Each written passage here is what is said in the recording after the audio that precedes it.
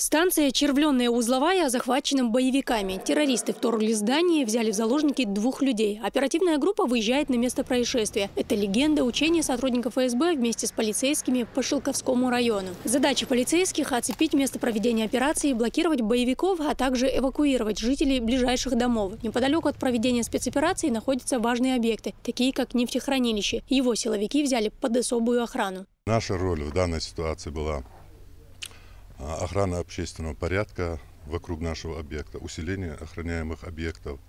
Также были вызваны дополнительные силы. Учения прошли на высшем уровне. Руководство РОВД Шелковского района отмечает высокий уровень подготовки силовиков. Это сказывается на эффективности их работы.